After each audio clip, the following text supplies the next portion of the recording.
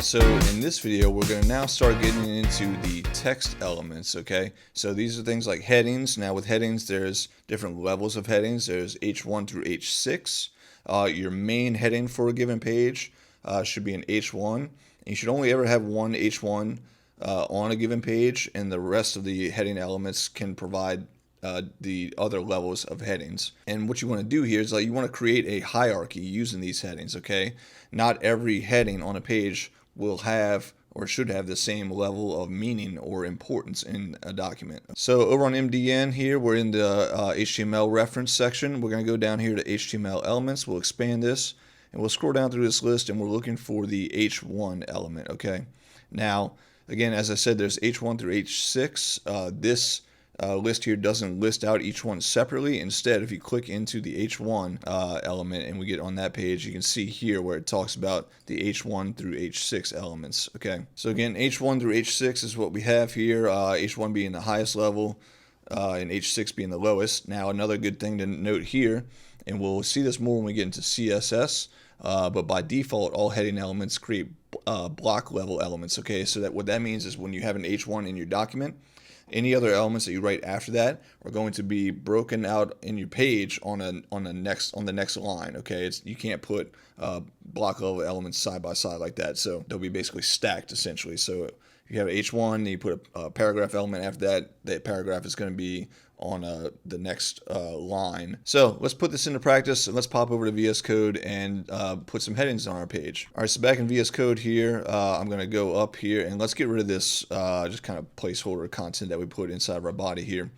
So we'll get that out of our way, and let's write an H1 tag here. So we'll do H1, okay? And now, for now, you can call this page whatever you want. What I'm going to do right now is simply use the same content that we have in our title element above inside or as the content for our H1 element here. So I'll say HTML horoscopes. Okay, let's save that. And then on the new line here underneath here, let's do an H2 element just so that we can see what I'm talking about with like the block level content, or the block level elements rather. So if we do an H2 here, and let's just say, my zodiac sign's Cancer, so I'll put that in here. You can put yours in for now as a placeholder. Let's save this document, and then let's go back into our browser and refresh our page. Okay, now we can see here, here's our H1 and here's our H2.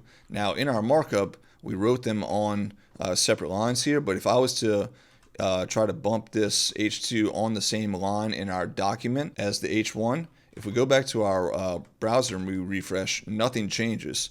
So this is what the block level elements indicate. Okay, each one takes up an entire row in your document, and anything after that is going to go on the next available row or line, whatever. So to show this, let's open up our inspector. Now on a Mac, what you can do is Command Option I, and in Safari that will open up the inspector down here.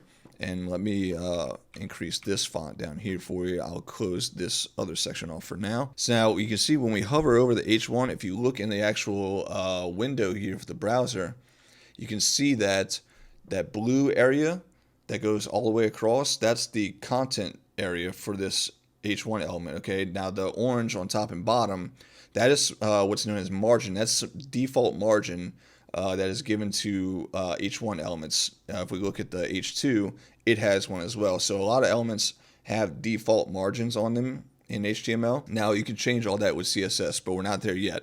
But note again that these are two block level elements, so they get stacked on top of each other. They take over. One block level element will take over the whole width of your page. So again, you only want to have one H1 on a given page. You can have as many H2 through H6s as you see fit on your page. We'll continue to use H2s for the remaining zodiac signs here, but you want to structure these in some sort of hierarchy. We have our H1. We don't want to jump then to like an H3 or 4, just to have smaller or larger text. Like we don't want to use the element to display font size. Okay, that's not what these different headings are for. They're for structure and for meaning. They're trying to convey importance about your document. Okay, so we're going to go in order here. We'll keep all of the remaining zodiac signs as H2s. So what I'm going to do is I'm going to open up a new browser tab here and go to horoscope.com and get a list of all the zodiac signs because I can never remember them all. So what I'm going to do is I'm going to use this list here to fill out the remaining H2s on our page for all of the zodiac signs. I'm going to I'm going to order them by date range. So Aquarius will be first, and then Pisces, and then we'll move on down the list this way. Okay, until we all end up back over here. But we'll start right here. I won't make you watch me write all this out by hand, but through the power of movie magic, we'll jump to the end result. And there we are. There's our markup. So here's our whole list of all the zodiac signs right here. They're all set as H2s. And now if we go back to our browser, I'll close that. If we refresh the browser tab displaying our page here, I'll close the inspector for now. We can see here's all of the zodiac signs listed out. And it looks rather large, but again, remember, we're zoomed in here. If I zoom all the way back out, it looks, relatively reasonable again. So I'm only zooming in so that I know sometimes the font can look really small in the videos here, so I'm zooming in so that you don't have to, strain your eyes in order to see things here. So I'll zoom back in a little bit.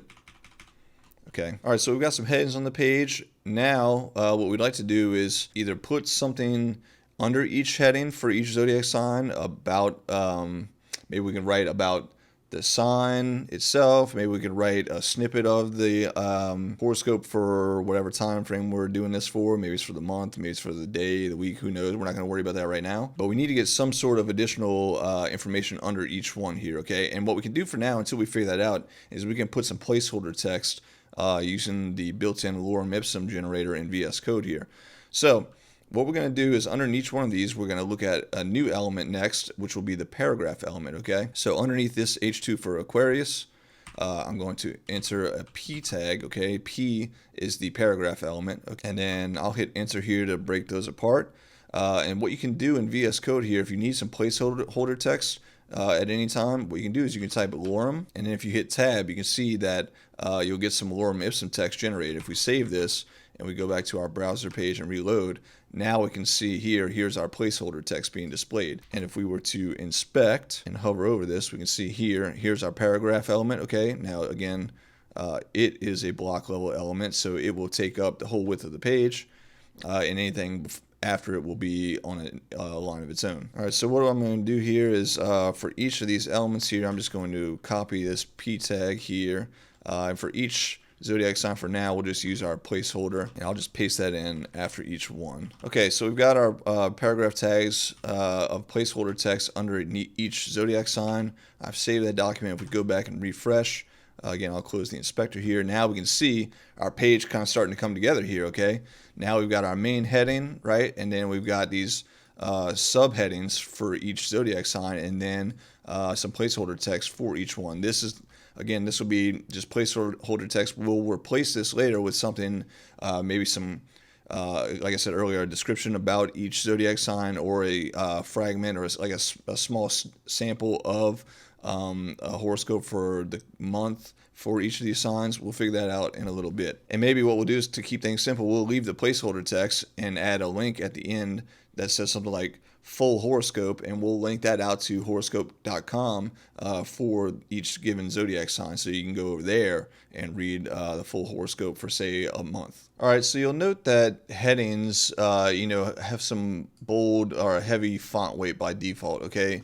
What if you want to do something within like some normal text to, put some importance on some words? Maybe that's, bold like headings, or italicized text, things like that. There's a couple elements to do this. However, some you should not use any longer, and instead use the more semantic elements in HTML5 to provide that meaning and that importance to certain words as needed.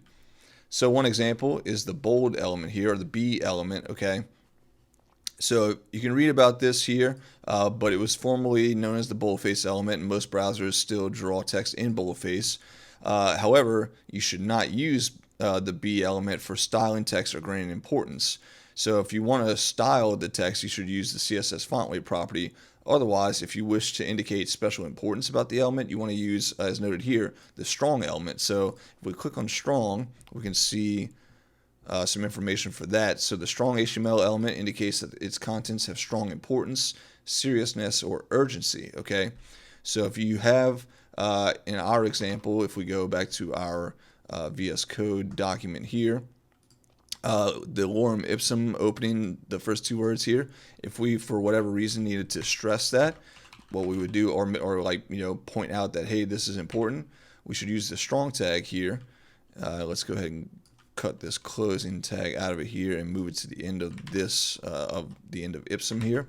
If we save that document and then we refresh, now we can see here that those two words now are wrapped in a strong tag. If we inspect, we can see that here. There it is right there. There's the markup. So inside the p tag, the content is nested within here, but some of it, the first two words, are also wrapped in a strong element. Okay. Another such element that has a semantic counterpart, essentially, or one that may be better use for stressing emphasis, is the I tag. Okay. Now the I element will make the text that it wraps, or the content that it wraps, italicized. Okay. But you should, as pointed out here in the usage notes in this section here, make sure that the text you're intending to wrap in an I tag doesn't have an element that is better suited for that purpose. So, for example, if you need to stress emphasis, the EM tag is what you would want to use. So let's go look at that here. So let's go to this line here. Let's go to the next one. Let's wrap this one in an EM tag, okay, or an EM element. So let's get rid of that closing tag. We'll come over here and paste that in. Save our document. Go back to it and we refresh. Now we can see that we get this opening two words here of our placeholder text is italicized, but it is actually showing emphasis on that word, or trying to stress emphasis on it. And the reason you want to pay attention to these things is that, again, the purpose of HTML is to convey meaning and structure to your code. So these more semantic elements provide better meaning to visitors of your page, especially ones that have you know, impairments of any sort. So as a good practice, you always want to make sure, before you go and write some markup, you want to make sure that you're using the correct element for the purpose that you're intending to convey to the visitors of your page. Okay, so I'm going to undo those two changes because I don't want to keep those around here. We'll refresh our page and note that both are gone right now, but those are important things that I wanted to point out to you, and things to note going forward, you know, about writing more semantic markup, or using the semantic elements, or using the HTML elements in general as best you can and as properly as possible, in order to properly convey your meaning across the visitors, and also to properly structure your pages. So with this, we'll wrap this video up here. In the next video, we're going to look at how we can add those links I was talking about earlier in this video, in order to link out to horoscope.com to the, we'll just do the month horoscope for all of our zodiac signs. So we'll look at anchor tags and linking to different pages across the web in the next video. I will see you there.